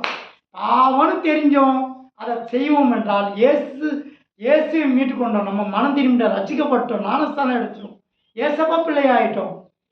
இனிமேல் உலகத்தை நம்ம பின்பற்றவே கூடாது. பாவம் தெரிஞ்சால் அதை பாவத்தை விட்டு விலகி வாழணும். அந்த கடைசி பாயிண்ட் வாசிங்க. நித்திய தேவனுடைய கிருபை வரமோ நம்முடைய கர்த்தராகிய இயேசு கிறிஸ்துவினால் உண்டாகும் நித்திய ஜீவன். உனக்கு நித்திய ஜீவன். உனக்கு நித்திய ஜீவனை தெரிந்து கொள்ள போகிறாயா? இல்ல பாவத்திலே நான் வாழ்வேன், நீ என்ன சொல்றது நானா கேட்குது, என் இஷ்டம் போல தான் இருப்பேன், எனக்கு இதெல்லாம் எனக்கு சந்தோஷமா இருக்கு, இதுதான் எனக்கு பிடிச்சிருக்கு, இந்த வாழ்க்கை தான் எனக்கு பிடிச்சிருக்கு, இன்னும் விருப்பம் போல வாழ்தா, அதுக்கு என்ன பாவத்தின் சம்பளம் மரணம். இல்லை நான் பரலோகத்துக்கு போகணும், வேதனையான வாழ்க்கை எனக்கு வேணாம், நிலையான நித்திய ஜீவன் பரலோகம் தான் எனக்கு வேணும், அதுக்காக தான் தேவன் என்னை தெரிந்து கொண்டார்.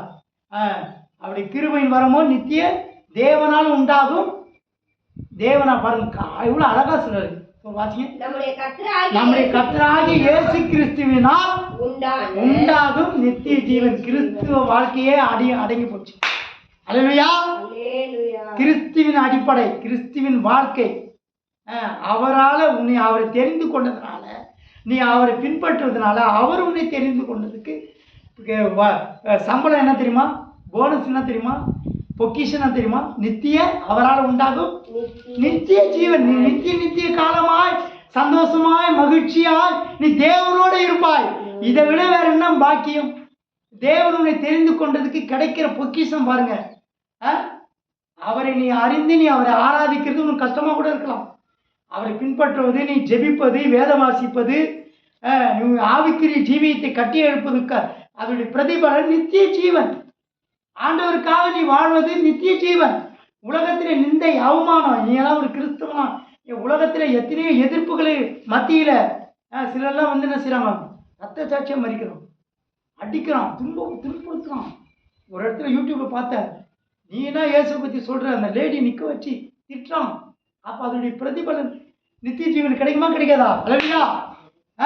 இந்த குழந்தை ஏன் கூட்டின்னு வந்தேன், நீ ஏன் இங்கெல்லாம் கிறிஸ்துவனை மாத்துற? எதிர்க்கிறான். நல்ல விஷயத்த சொல்ல போனா எதிர்க்கிறான். நீ என்ன சாராயம் குடி நான் சொல்றாங்க, நீ கெஞ்சா குடி, நீ வட்டிக்கு வாங்கு, ஊரை ஏமாத்து, நான் உனக்கு எக்ஸ்ட்ரா பணம் தரேன்னு எல்லார்கிட்டையும் வசூல் பண்ணு, அதை சொல்லவா போனாங்க? இயேசுவை பற்றி சொல்ல போனாங்க, சத்தியத்தை சொல்ல போனாங்க. என்னால உண்டாக நித்திய ஜீவன், இயேசுவால தான் நித்திய ஜீவன். பாவத்தினால நித்திய நரகமும் ஜீவனும் உனக்கு முன்பாக வைக்கப்பட்டிருக்கிறது. நீ எதை தெரிந்து கொள்ள போகிறாய் என்று சுவிசேஷத்தை அறிவிக்க போனார்கள் கிராமத்தில். அதை எதிர்க்கிறான். அவன் தெரிந்து கொள்வது எதிர்க்க முடியாது, அடிக்க முடியாது, துன்புறுத்த முடியாது. நரகத்தை வேதனையை அவன் தெரிந்து கொள்கிறான். அவன் நியாய தீர்ப்பை தெரிந்து கொள்கிறான். உன்னை தொடுகிறவன் என் கண்மணியை தொடுகிறான். அவன் எதிர்க்கிறானா உன்னையே என்னையல்ல. நீ நீ ஒரு வாலிப நீ நீ நான் கூட கை உங்கள் வயசில் வாலிப வயசில் கைப்பிரதி குத்தா ஏசு என்ன நேசிக்க வேணா உன்னை நேசித்தா போதும். அன்னைக்கு ஆண்டவர் அந்த ஆண்டவரை நேசித்து அந்த துன்பத்தை அதை அனுபவிக்கும் பொழுது ஆண்டவர் அதனுடைய பொக்கிஷம் என்ன என்னால் உண்டாகும் நித்திய ஜீவன். அந்த பாயிண்ட் மட்டும் அவசியம் சிஸ்டர். தேவனுடைய கிருபை வருமோ நம்முடைய கர்த்தராகிய இயேசுவாலே உண்டாகும் நித்திய ஜீவன். உனக்கு நித்திய ஜீவனை தருவார். அல்லேலூயா. நிரந்தரமான வாழ்க்கை, நிலையான சந்தோஷம். அங்க துன்பம் கிடையாது, பசி கிடையாது, பட்டணம் கிடையாது, போட்டி போராம கிடையாது. உன் சொத்து யான் சொத்து, யான் வீடு யான் சோப்பு, யான் துணி யான் வண்டி, எல்லாம் என்னது உன்னதுன்னு போட்டி போராம கிடையாது. அங்கே கெட்ட எண்ணங்களுக்கு நிறைந்தவர்கள் கிடையாது. பரலோகம் அது மேன்மையான இடம். அல்லேலூயா. சொர்க்கம் மகிழ்ச்சியான இடம், மகாராஜாவுடைய நகரம். அந்த இடத்தை உனக்கு அவரால் உண்டாகும் நித்திய ஜீவன். நீ நித்திய காலமாய் நீ தேவனோடு ஆளுகை செய்வார். அல்லேலூயா. ஆண்டவர் உன்னை தெரிந்து கொண்ட நோக்கமே அதுதான். இந்த உலகத்தில் வாழ்வதற்காக அல்ல, உன்னை தாயின் கர்ப்பத்திலே உருவாக முன்னே உன்னை நான் நீ தாயின் கர்ப்பத்தில் உருவாகிறது முன்னே நீ அதாவது கர்ப்பத்தில் உருவாக முன்னே பிறக்கிறது ஒன்றே இல்லை, நீ உருவாக முன்னே அவருக்காக தெரிந்து கொண்டான். சும்மா வந்து நம்ம அங்கே உட்காருங்க. நீ தேவனுடைய பிள்ளையா இருக்கிறான், ஆனா ஏசப்பா உனக்கு சொந்தமா இருக்கிறார் என்றான். இயேசு உன்னை தெரிந்து கொண்டார், உனக்கு கர்ப்பத்திலே தெரிந்து கொண்டார், உன்னை அவருக்காக தெரிந்து கொண்டார். உன்னை வேர் பிரித்தார், உலகத்திலும் பாவத்திலிருந்து உன்னை வேர் பிரித்தார். இனி அப்படிப்பட்ட காரியங்களை நாம் தெரிந்து கொண்டு நாம் பின்பற்றக்கூடாது. நாம் ஆண்டவருக்காக வாழ்வோம். தேவன் மயமுண்டாங்க, அவரால் உண்டாகும் நித்திய ஜீவன். 8:6 வாசிங்க. 8ஆம் அதிகாரம் 6ஆம் வசனம் வாசிங்க. 8ஆம் அதிகாரம் 6ஆம் வசனம். மாம்ச சிந்தை மரணம், ஆவியின் சிந்தையோ ஜீவனும் சமாதானமுமாம். நான் சொல்ல, யார் சொல்றாரு? மாம்ச சிந்தை மரணம். மாம்ச சிந்தை மரணம். நம்ம எது தெரிந்து கொள்றோம்? மாம்ச சிந்தையா? மாம்ச சிந்தைனா என்ன? புரியல போல சொல்லுங்க. மாம்ச சிந்தை மரணம், ஆவியின் சிந்தையோ ஜீவனும் ஜீவனும் சமாதானம். சமாதானமுமாம். அப்போ அதுனா ரெண்டு சிந்தை. ஒன்று மாம்ச சிந்தை. மாம்ச சிந்தைனா என்ன? மாம்ச சிந்தைனா என்ன சொல்லுங்களேன். இப்போ நம்ம எதெல்லாம் நினைக்கிறோமோ, இப்போ கூப்பிட்றான், ஃப்ரெண்டு கூப்பிட்றான், இப்போ மது குடிக்கலாம், என்கிட்ட கொஞ்சம் காசு இருக்குது, கொஞ்சம் காசு போடு. அதை அவன் சிந்திச்சா அவன் கூப்பிட்றான். நல்ல விஷயமா இருக்கு. காசு இல்லாவிட்டாலும் ஷேர் பண்ணி கூட குடிக்கலாம் போல. இதை கட்டிங் குடிக்கலாம், அதை குடிக்கலாம், இதை பண்ணலாம், சினிமாவுக்கு போகலாம். அதான் மாம்ச சிந்தை. அவனுக்குள்ளே இருக்கிற மாம்ச சிந்தை அவன் கூப்பிட்றான். பூவோடு சேர்ந்து நாரம் மணக்குன்ற போல கெட்டவனோட சேர்ந்தாதான் செய்யும். அது அவனுக்கு மாம்ச சிந்தை. தவறான விஷயத்தை நம்ம உணர்த்தும் போது பிசாசனை செய்வான். நீ அப்படிலாம் கிடையாது. சாத்தானை சொல்லலாம், அப்படிலாம் கிடையாது, உன் கண்கள் திறக்கப்படும். இதை புசிக்கிறதாலே ஆண்டவர் சொல்றாரு, நீ இந்த கனியை புசித்தால் நீ கட்டளையை மீறினால் நீ சாகவே சாவாய். அப்படிலாம் கிடையாது, நீ சாக மாட்ட, உன் கண்கள் திறக்கப்படும். இதுதான் மாம்ச சிந்தை. பிசாசு நம்மளை தூண்டுவான். பிசாசு என்ன செய்வான்? இது தப்பில்லப்பா, அதெல்லாம் ஒன்றும் கிடையாது, ஆண்டவர் மன்னிக்காத பாவமா, நீ கெட்டாத பேசலாம், என்ன வேணா செய்யலாம், எந்த பாவனா பேசலாம், என்ன மது வேணா கூட, எப்படி வேணாலும் வாழலாம். நம்மளா எல்லாத்தையும் அனுபவிக்கத்தானே ஆண்டவன் படைச்சான். இப்போ அனுபவிக்காம எப்போ அனுபவிக்கிறது? கொஞ்ச நேரம் இன்பம், அதுக்காக நம்ம என்ன செய்யக்கூடாது. அது மாம்ச சிந்தை. நம்ம நினைக்கிறதெல்லாம் நம்ம இஷ்டம் போல செய்கிறோம் பத்தியா. இது கரெக்டாக தப்பான்னு கூட யோசிக்காம எடுத்த கவுத்தன்னு பாவம் செய்கிறது தான் மாம்ச சிந்தை. மனசும் மாம்சமும் விரும்புவது போல, நம்ம மனசு விரும்புறது போல வாழறல. நம்ம மனசு இது உங்களுக்கு நல்லா புரியும். இதெல்லாம் மாம்ச சிந்தை. ஆவி சிந்தை இல்லை. பைபிளில் வந்து ஒழுக்கத்தை சொல்லப்பட்டிருக்குது. பாவத்தை விட்டு மனம் தீர்ந்துட்டோம், முன்னாடி செய்தோம், இனி அதை செய்ய மாட்டோம், தவறு பண்ண மாட்டோம், ஒழுக்கமாக வாழணும், பரிசுத்தமாக வாழணும், சுத்தமாக இருக்கணும், தேவன் விரும்புகிறது போல வாழணும், கர்த்தர் பார்க்கிறாரு. இது ஆவிக்குரிய சிந்தை. மாம்சத்தை ஆண்டவர் பார்த்தா என்ன ஆகிட போகுது, அது அப்புறம் பார்த்துக்கலாம், இறந்த பிற்பாடு பார்த்துக்கலாம். இஷ்டம் போல வாழ்ந்தாக்கா மாம்ச சிந்தை. மாம்ச சிந்தை என்னத்தை உண்டாகுமா? பசிங்க. மாம்ச சிந்தை மரணம். மாம்ச சிந்தை மரணம். மாம்சம் பிரகாரம் மனசு விரும்புறது போல, மாம்சம் விரும்புறது போல வாழலாம். கேட்க ஆள் இல்லை. நீ கேட்டா நீனா கேட்கறது நானா நீ சொல்றதுல கேட்கணுமா? என் இஷ்டம் போல தான் வாழ்வேன்னு வாழ்ந்தா விட்டுருவாங்க. அப்போ அதனுடைய முடிவு என்ன? மரணம். சில பெற்றோர் கூட என்ன செய்வாங்க, ஆலயத்துக்கு வாடா, பைபிள் வாசிரா, ஜெபம் பண்ணுறா, தம்பி பாப்பா ஜெபம் பண்ணுமா, இப்படி இருக்கக்கூடாது, கெட்ட நண்பர்களோடு பழகக்கூடாது, யார்கிட்டையும் ஃபோனில் பேசக்கூடாது, மணிக்கணக்காக பேசக்கூடாது, இந்த சேட்டிங் பண்ணக்கூடாது, ஸ்டேட்டஸ் போடாத. இந்த இப்போ ஒரு பொண்ணு, அந்த பொண்ணு எவ்வளோ அழகாக இருக்குமா, அப்படியே கண்ணில் ஒத்திக்கலாம் போகுது, அவ்வளோ அழகாக இருக்கும். அது என்ன ஊரில் அந்த பிள்ளை யூடியூப்பில் பாருங்கள், வாங்கி கொடுங்க. அதை லவ் பண்ணா அது பெற்றோருக்கு கீழ்ப்படியாமல் அவ்வளோ தூரம் போகலாமா காட்டில்? அவனை நம்பி போனான். அன்பு பாரு, இதான் மாம்ச சிந்தை. பெற்றோரெல்லாம் எதிர்த்து எனக்கு அவன் தான் வேணும், அவனை செய்தான் கூட்டின்னு போய் அவன் ஃப்ரெண்டுங்க ஒரு 5 பேரை கூப்பிட்டு, இது எவ்வளோ உலகத்தில் பற்றி எரிஞ்சுனுக்குது. அழகாக இருக்கிற அந்த பிள்ளை பாவாங்க, அது நல்லா கபடி சூது, அதை பிள்ளைக்கு ஒன்றுமே தெரியல, கண்ணாடி போட்டுக்கிறான், ரொம்ப அழகாக இருக்கும். அப்படியே ஒன்றுமே புரியல அவங்கள பார்த்து. அவனுங்க அதை வீடியோ எடுத்திருக்காங்க. அதை பார்க்க சகிக்கல. இது வந்து அழிவு, மாம்ச சிந்தை. அப்போ விட்டுருவாங்க. தேவனை தேடி ஒழுக்கமாக இரு, ஏசப்பா உனக்காக மறிச்சாரு, இதெல்லாம் தப்பு போகக்கூடாது. பல சேட்டிங் போடாத, ஸ்டேட்டஸில் வைக்காத, அதை பண்ணாத, ஃபோன் பண்ணாத, கண்ட நேரத்தில் ஃபோன் போடாத, கண்டவங்களோட பழகாத, கூப்பிட்டா போகாத, எவ்வளோ சொன்னாலும் கேட்கறது இல்லை. பொள்ளாச்சியில் 250 புள்ளன்றான், பொண்ணுங்கன்றான். அது எவ்வளோ அழிஞ்சு போச்சு. கேட்டால் தானே. மாம்ச சிந்தை மரணம், அழிவு, பெற்றோருக்கு தலைகுனிவு, மீண்டும் அந்த உயிர் வருமா? கீழ்ப்படியாமை, இஷ்டம் போல வாழ்வது, விட்டுறாங்க. பாசு கூட என்ன செய்ய முடியும்? சபையில் பெரிய சபையாக இருந்தாலும் சின்ன சபையாக இருந்தாலும் யாராக இருந்தாலும் சொல்லதான் முடியும். கட்டி போட முடியுமா? கட்டாயப்படுத்த முடியுமா? அதை உணர்ந்து கேட்குற சத்தியத்தை உணர்ந்து தவறு இது பின்விளைவு. இப்போ அந்த பிள்ளைய கேட்காத போடுறதுனால பெற்றோருக்கு என்ன சொல்லிட்டு போய்ப்பா, ஃபங்க்ஷனுக்கு போகிறேன், கோயிலுக்கு போகிறேன், எதையாவது போய் சொல்லிட்டு பித்தலாட்டு போயிருக்கோம். அது அங்கே போய் இப்படி அழிஞ்சு போகணும் பெற்றோருக்கு தெரியுமா? இல்லை அந்த பொண்ணுக்கு தான் தெரியுமா இப்படி ஒரு சதி பண்ணுவாங்க? அது என்ன மாநிலம்? வட மாநிலமா? வட மாநிலம்.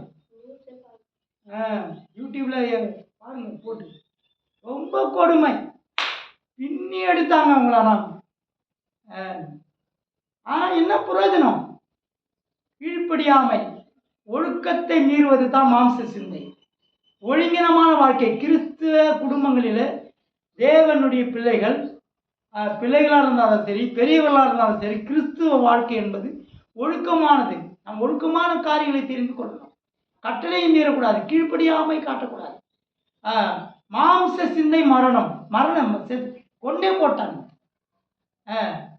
மாம்ச சிந்தை மரணம், ஆவியின் சிந்தையோ ஜீவனும் சமாதானமும். யோவான் வாசிங்க, யோவான் 5ஆம் அதிகாரம் 2ஆம் வசனம் வாசிங்க. யோவான் 1 யோவான் 5ஆம் அதிகாரம் 2ஆம் வசனம். அதுக்கப்புறம் 3ஆம் அதிகாரம் 4ஆம் வசனம் வாசிங்க. யோவான் 1 யோவான் 5ஆம் அதிகாரம் 2 வாசி. நாம் தேவனிடத்தில் அன்பு கூர்ந்து அவருடைய கற்பனைகளை கை கொள்ளும் போது, நாம் தேவனிடத்திலே அன்பு கூர்ந்து என்ன செய்யணுமா? ஆண்டவர் எதுக்காக தெரிந்து கொண்டார் நம்மள?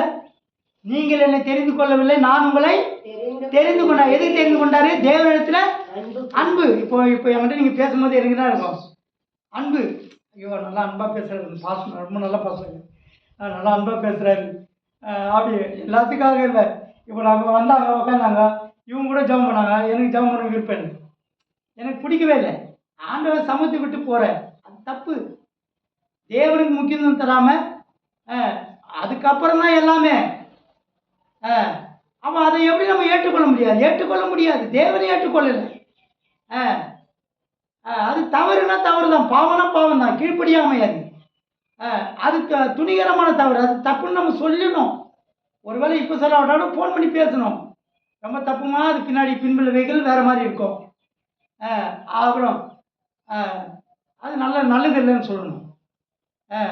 ஆராதனையை விட்டுட்டு நீ உங்கள் விருப்பம் போல் வாழக்கூடாது.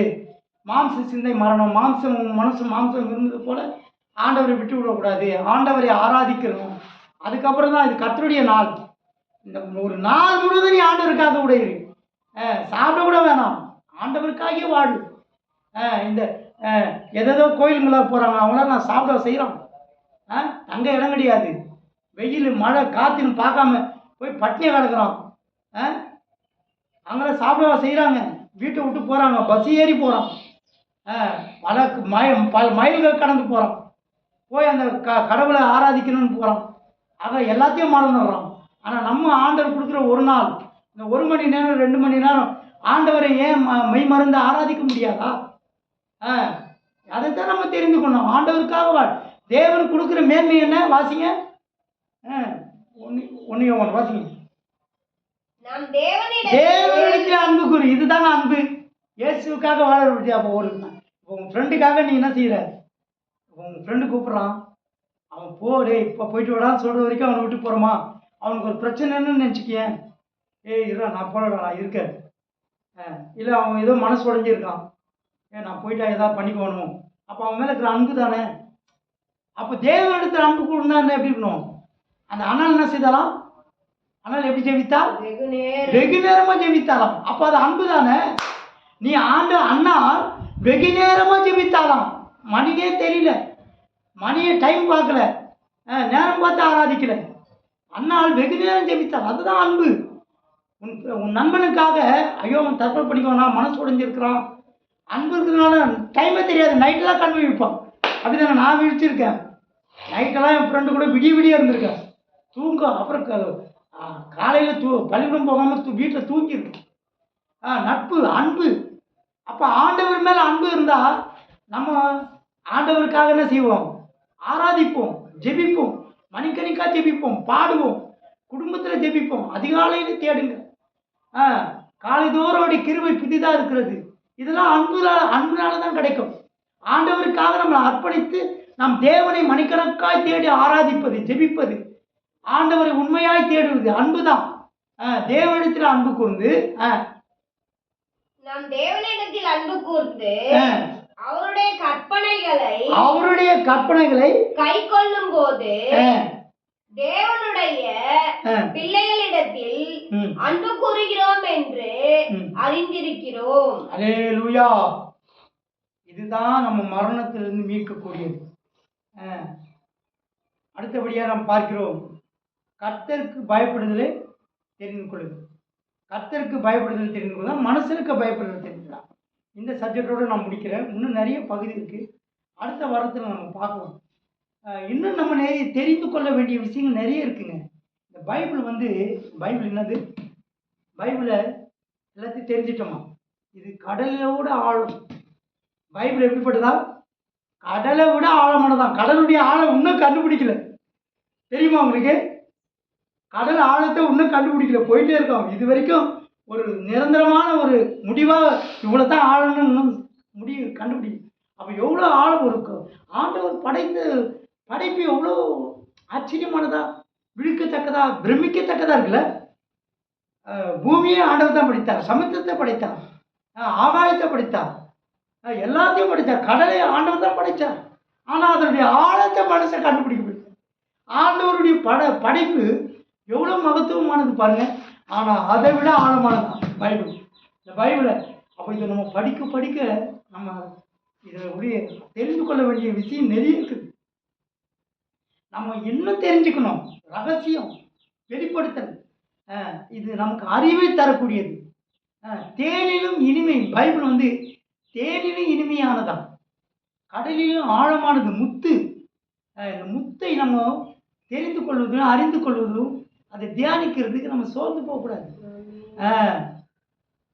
வாசிங்க, கர்த்தருக்கு பயப்படுதல். வாசிங்க சங்கீதம் 128 1-6. கர்த்தருக்கு பயப்படுதல் என்ன செய்யணுமா? தெரிந்து கொள்ளணும். சீக்கிரம் வாசி. மனுஷனுக்கு பயப்படுதலை தெரிந்து கொள்ள போறோமா? கர்த்தருக்கு பயப்படுதல் சீக்கிரம் வாசிக்க. நான் முடிக்க போறேன்.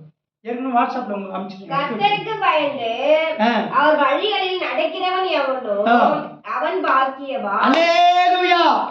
நீ யாருக்கு பயப்படணும்? இந்த பைபிள் எப்படிப்பட்டது? ஆழமானது, பரிசுத்தமானது, கடலிலும் ஆழமானது. அதை இன்னும் தெரிந்து கொள்ள வேண்டிய ரகசியங்கள், அதிசயங்கள், அற்புதங்கள் இன்னும் அதிகம் இருக்கு. தேனிலும் மதுரமானது. அதில் ஒரு ரகசியம் கர்த்தருக்கு பயப்படுதல். எனக்கு கூட பயப்பட வேணாம், உங்க அப்பா அம்மாவை கூட பயப்பட வேணாம். யாருக்கு பயப்படணும்? கர்த்தருக்கு பயந்தா எல்லா பயமும் தானா வரும். கர்த்தருக்கு பயப்படுகிறவன் பாவத்தை விட்டுருவான். பாவம் ஆள் கொள்ளாது, ஆளுகை செய்யாது. கர்த்தருக்கு பயப்படுதல். கர்த்தருக்கு பயந்து அவர் வழிகளில் நடக்கிறவன் எவனோ. கர்த்தருக்கு பயந்தாதான் அவர் வழியில நடக்க முடியும். இல்லைன்னா நம்ம இஷ்டம் போல வாழ்வோம், நம்ம வழியில நடப்போம். கடைசி அவருடைய முடிவு வேற மாதிரி இருக்கும். கர்த்தருக்கு பயந்து அவர் வழிகளில் நடக்கிறவனுக்கு எவனோ அவன் பாக்கியவான். நீ பாக்கியவானா இருக்கணுமா? நீ எதை தெரிந்து கொள்ள போகிறாய்? நீ கர்த்தருக்கு பயந்து அவர் வழியிலே நடக்க நீ என்ன செய்யணும்? தெரிந்து கொள்ளணும். அவர் வழியில நடக்கிறவன் பாக்கியவான். நீ கிறிஸ்தவன், நீ பாக்கியவான். நீ கர்த்தருடைய வழியில நடக்கிற, சத்தியத்தின் பிரகாரமாக நடக்கிற, ஒழுக்கமாக இருக்கிற, பாவத்தை விட்டு விலகி ஜீவிக்கிற, பரிசுத்தமான ஜீவியம் செய்கிற, சமுதாயத்தை வெறுத்து, உலகத்தின் இன்பங்களை வெறுத்து, கர்த்தருக்கு பயந்து பாவத்தை விட்டு விலகி ஜீவிக்கிற இனி பாக்கியவான். இதுதான் கர்த்தருக்கு பயப்படுதல். பாவ வாழ்க்கை ஒரு கிறிஸ்துவன் செய்வான் என்றால் அவனுக்கு கர்த்தர் பயம் இல்லை. அவன் துணிகரமாய் தவறான பாவங்களை, போதைப் பொருட்களை, விபச்சாரங்களை, தவறான பாவங்களை செய்வான் என்றால் அவனுக்குள்ள தெய்வ பயம் இல்லை. நான் உன்னை காண்கிற தேவன் என்று சொல்கிறான். அடுத்தது வாசிங்க, நீதிமொழிகள் 1ஆம் அதிகாரம் 29ஆம் வசனம். சீக்கிரம் வாசிங்க, நான் முடிக்க போகிறேன். கர்த்தருக்கு பயப்படுதலை தெரிந்து கொள்ளுங்கள்.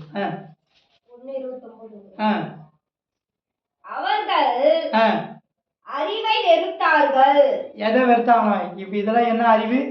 இந்த போதனை, சத்தியம், கர்த்தருக்கு பயப்படுதல், இப்படி வாழ்ந்தாதான் பரலோகம் போவோம், இதெல்லாம் அறிவு. அறிவு என்ன செய்தாங்க? வெறுத்தார்கள். அறிவை வெறுத்தார்கள். கர்த்தருக்கு பயப்படுதலை தெரிந்து கொள்ளாமல் போனார்கள். கர்த்தருக்கு பயப்படுதலை தெரிந்து கொள்ளாமல் போனார்கள். அவ்வளவுதானே? அறிவை வெறுத்தாலே நீ சொல்றதே ஐயோ கஷ்டமாகுது, எப்போ முடியும், எப்போ என்ன நாட்டுக்குமா வந்தாலே பயமாகுதுப்பா, ஆண்டவர் சர்ச்சுக்கு போகணும், அம்மா கட்டாயத்துக்கு கூடுவாங்க, இன்னைக்கு எங்கள் அம்மா கூட வாடா கையை உதறி விட்டு ஓடுவேன். ஆனால் வா, நான் இப்போல்லாம் செல்ஃபோன்லேயே எதை வேணாலும் நினச்சதெல்லாம் பார்க்கலாம். அப்போல்லாம் ஒளியும் நாட்டுக்கு ஒரு நாள் தான் படம் போடுவோம், அந்த எங்கள் நாட்களில். அதை விட்டுட்டு என்ன அங்கே போய் உக்காயின்னு எல்லாம் அப்போ தெரியாது. ஆனால் அறிவு தெரிஞ்ச ஒரு பாடு என்ன செய்யணும் நம்ம? என்ன வாசிங்க அதை. அவர்கள் அறிவை வெறுத்தாலே ஒரு சாப்டர் முடிஞ்சுது. அறிவு இது தம்பி தப்பு, இது கரெக்டு. இப்போ பள்ளிக்கூடத்து கூட என்ன செய்கிறாங்க? அதான் அறிவு தானே. படித்தாதானே நல்லா அறிவு வரும். அறிவாக வாழ்வார், அறிவு இல்லாமலுக்கு வாழ்வார். அறிவு இருந்தா பாரு என்ன செய்து பாரு. எங்கேயாவது ஒரு சொல்லுவாங்களே அறிவு கெட்டத்தனமாக இருக்காங்க, திட்டுவாங்க. அப்போது அறிவாக இருக்கணும், ஞானமாக இருக்கணும். இது ஒரு ப்ரோக்ராம் கூட பார்த்தேன், அவ்வளோ ஒரு அறிவு. ஏன்னா ஒருத்தர் சைக்கிளில் அதில் என்ன இயந்திரது மண்ணது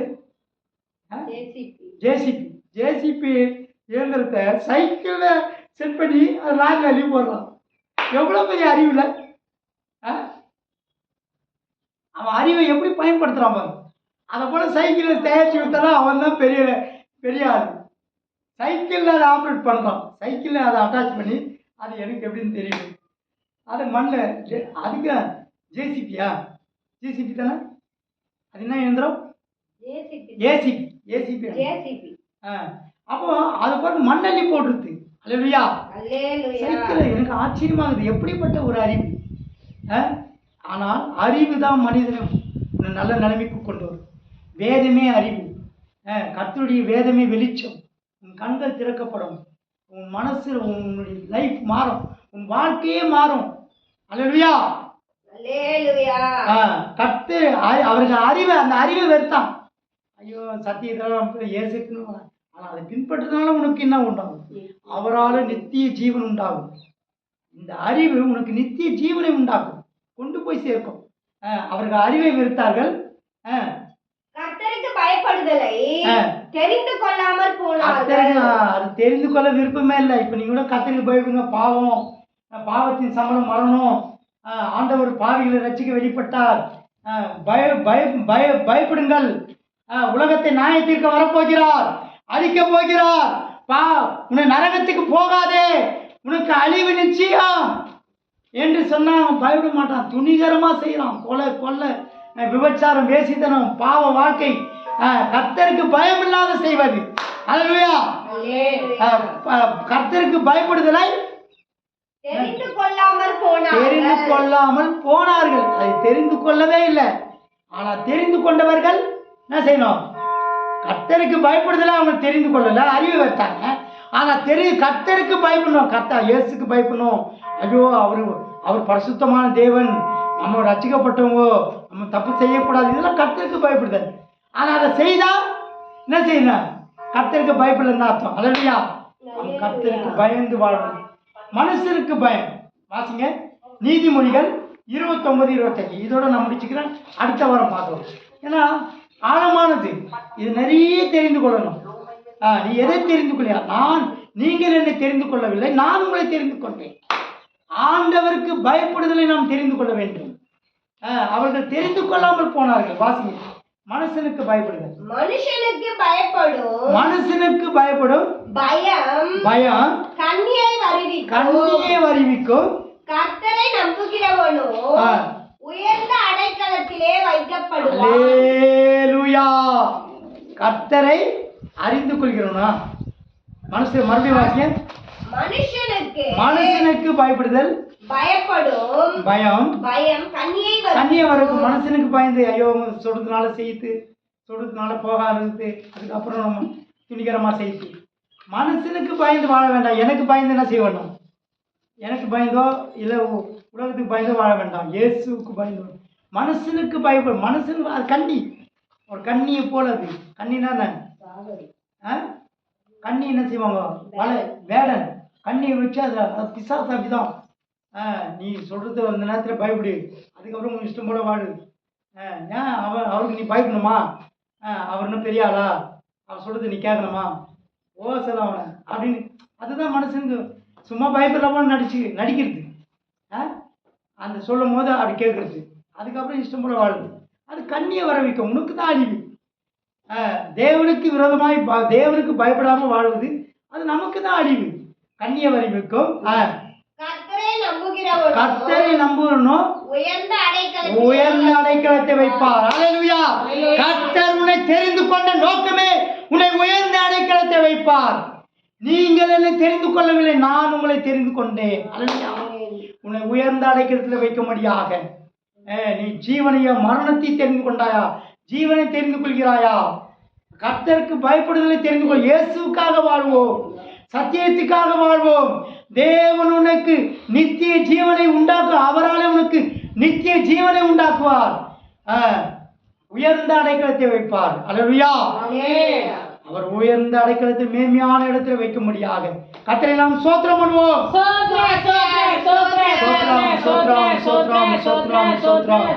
இன்னும் தெரிந்து கொள்ளக்கூடிய காரியங்கள் இன்னும் 4-5 பகுதி இருக்குது. கர்த்தருக்கு சித்தமா அடுத்த வாரத்தில் நாம் பார்ப்போம்.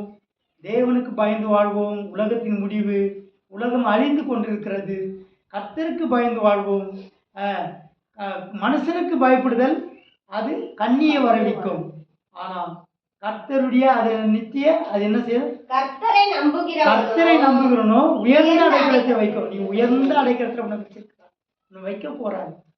நீ மேன்மையான இடத்துல வைக்கும். அவன் கண்கள் முன்பாக உன்னை மேன்மையாக வைப்பார்.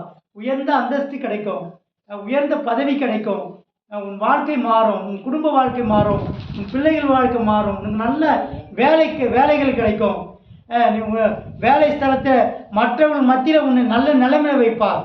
உயர்ந்த அடைக்கலம் உன்னை ஆண்டவர் உயர்வாகவே வைப்பார். அல்லேலூயா.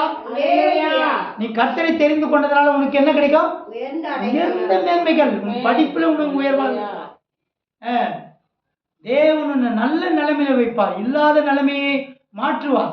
அதற்காக ஸ்தோத்திரம் பண்ணுவோம். பாவத்திலும் அக்கிரமத்திலும் வாழ்ந்த நம்மளை ஆண்டவர் தெரிந்து கொண்ட நோக்கமே இதுதான்.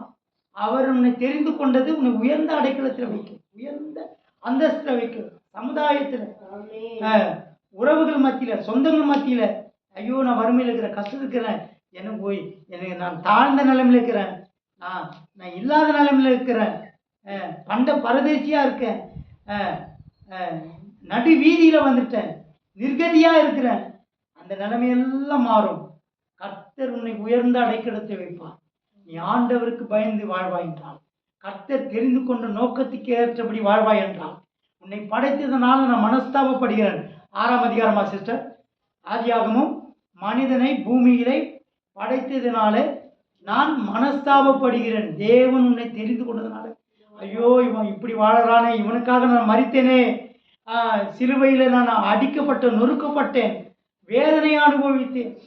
தேவன் உன்னை தெரிந்து கொண்டதுக்கு மனஸ்தாபப்படுகிறாரா? உன்னை மேன்மையான அந்தஸ்தில் வைக்கிறாரா? நம் நிலைமை நம்ம கஷ்டங்களை அனுபவிக்கிறது காரணமே நாம் தவறான பாதையை தெரிந்து கொள்வதனால தான்.